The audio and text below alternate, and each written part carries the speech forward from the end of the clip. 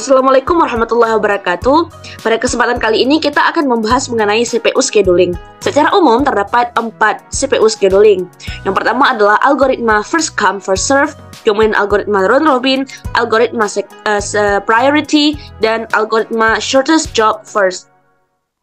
Adapun pada kesempatan kali ini, untuk memenuhi tugas ujian akhir semester pada mata kuliah sistem operasi, saya akan menjelaskan secara detail mengenai simulasi dan analisa algoritma scheduling pada CPU, khususnya untuk algoritma shortest job first yang non-preemptif dan preemptif, serta algoritma round robin. Algoritma shortest job first merupakan algoritma yang memiliki metode eksekusi melihat kepada burst time yang terkecil. Nah, pada algoritma ini terdapat dua metode pengeksekusian, yaitu non-preemptif dan preemptif. Di mana pada non-preemptif maka proses tidak dibenarkan untuk menginterrupt proses yang masih berjalan di dalam CPU. Sedangkan pada metode shortest job first yang preemptif, maka proses di dalam RAM dibenarkan untuk menginterrupt proses yang sedang berjalan di CPU sehingga dari running menjadi ready kembali. Langsung saja kita melakukan simulasi untuk algoritma shortest job first. Yang pertama ialah untuk algoritma non-preemptif.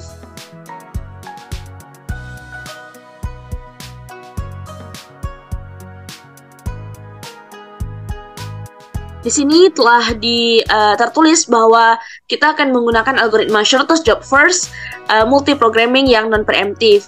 Langsung saja di sini kita menekan icon add process dengan proses 1 yang bernama P1, priority-nya 1, submission-nya adalah 7, dan burst time-nya adalah 6. Di mana burst time merupakan asumsi waktu dijalankan di dalam CPU. Lanjut untuk P2, priority-nya 2, submission-nya adalah 4, burst time-nya adalah 8. Sorry, ini submission-nya 4. Lanjut kepada proses ketiga. Priority-nya juga berubah menjadi 3 dengan submission 4 dan burst-nya juga 4. Selanjutnya kita jalankan.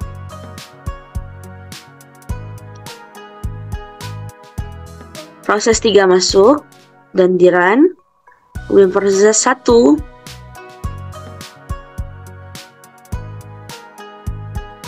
dan proses 2.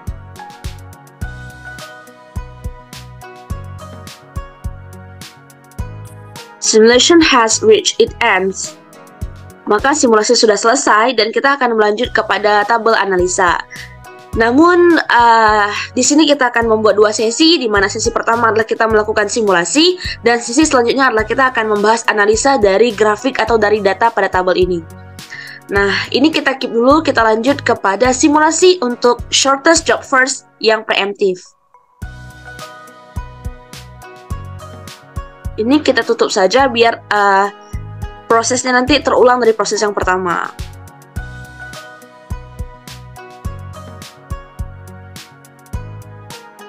Selanjutnya kita pilih shortest job first, tapi yang menggunakan metode preemptif atau dibenarkan untuk menginterrupt proses yang sedang run di dalam CPU. Di sini sudah tertulis dengan detail bahwa kita akan menggunakan algoritma shortest job first dengan metode preemptif. Kita tambahkan proses pertama dengan nama P1, priority 1, submission-nya 7, dan burst time-nya adalah 6.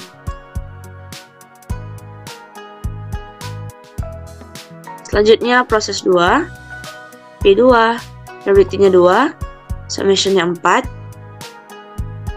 dan burst time-nya adalah 8.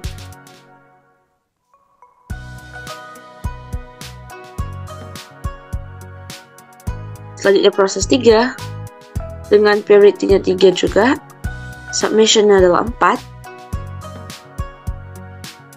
burst time-nya juga adalah 4. Kemudian kita tekan tombol play dan dijalankan di dalam RAM. Dijalankan di dalam CPU.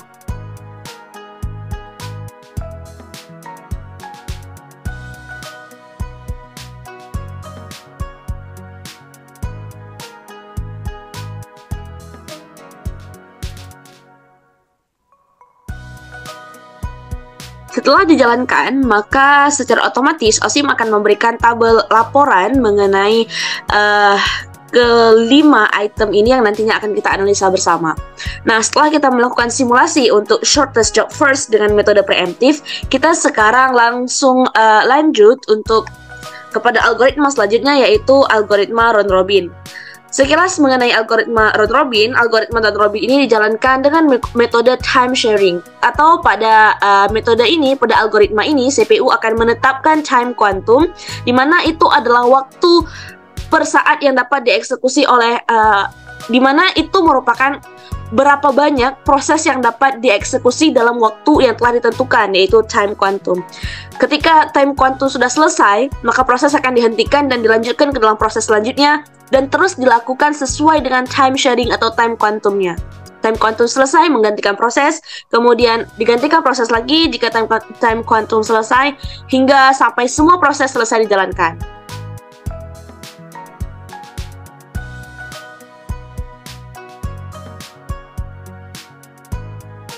Langsung kita pilih round robin. Round robin di sini akan ada kolom meminta time quantum atau berapa buah proses yang dapat dieksekusi dalam batasan waktu tertentu. Nah, batasannya itu kita letakkan 2 saja quantum time-nya. Sehingga setiap 1 saat itu CPU hanya akan mengeksekusi 2 proses, dan proses tersebut nanti akan dikembalikan ke ready dan di-run proses selanjutnya. Nah, ini akan selalu bersifat preemptif. Kemudian kita langsung menambah proses pertama dengan nama P1, priority 1, submission-nya 7, dan burst time-nya adalah 6. Selanjutnya kita menambah proses yang kedua dengan priority-nya 2, dan burst time-nya adalah submission-nya adalah 4, burst time-nya adalah 8. B3 dengan priority-nya adalah 3, submission-nya adalah 4, dan burst time-nya juga adalah 4. Kemudian kita jalankan.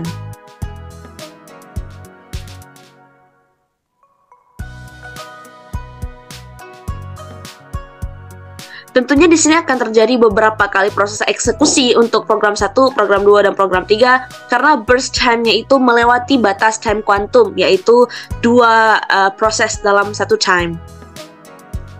Nah, ketika sudah selesai, maka secara otomatis OSIM akan melaporkan data ketika eksekusi di CPU terjadi. Nah, setelah kita melakukan simulasi untuk algoritma scheduling shortest job first, non-preemptive dan preemptive, kemudian algoritma round robin. Selanjutnya kita akan masuk kepada tahap menganalisa tabel grafik, tabel data yang dilaporkan oleh aplikasi OSIM itu sendiri. Nah, di sini dapat kita lihat yang pertama, untuk shortest job first ada 5 item yang dilaporkan di sini. Yang pertama adalah efisiensi. Pertama kita akan membandingkan shortest job first non-preemptive dengan shortest job first yang preemptive. Nah, proses yang pertama masuk itu ialah proses 2. Kenapa? Hal tersebut dilihat dari persentase CPU-nya mulai dari terkecil hingga terbesar. Kemudian visualisasi data ini sudah saya rincikan ke dalam beberapa kalimat. Yang pertama, kecepatan transfer data atau throughput. Pada shortest job first preemptive, yaitu 0,14, itu sama dengan shortest job first yang non-preemptive. Jadi terjadi persamaan pada kecepatan transfer datanya, yaitu 0,14 proses per time unit. Persentase efisiensi dalam penggunaan CPU-nya itu merupakan yaitu 0,82%. Selanjutnya, waktu rata-rata adanya proses hingga proses selesai dijalankan atau average turnaround time, yaitu 9,67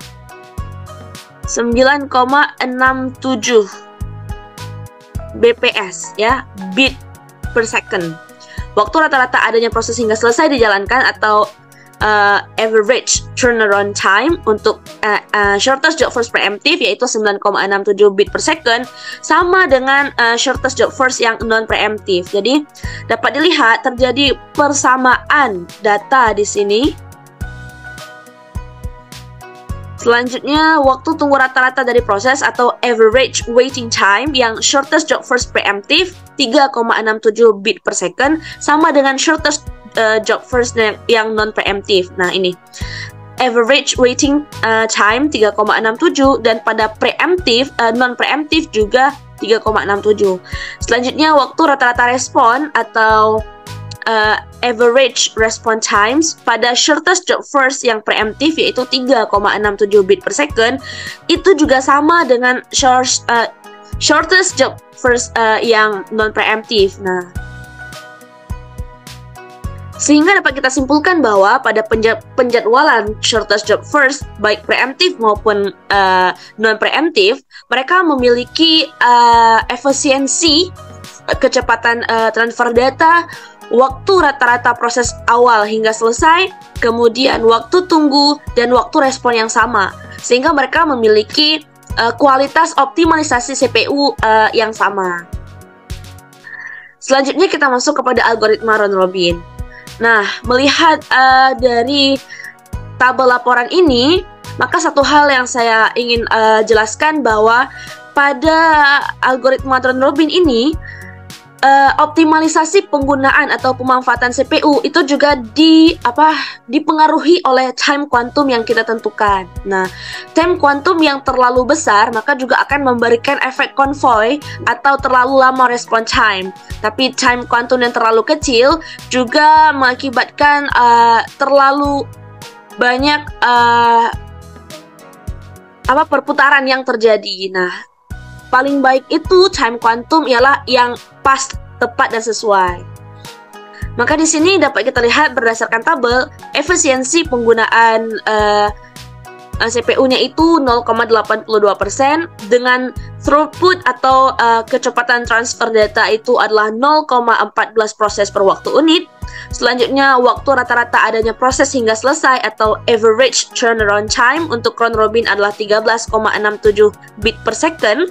Selanjutnya, waktu tunggu rata-rata dari proses atau average waiting time untuk round robin adalah 7,67 bit per second.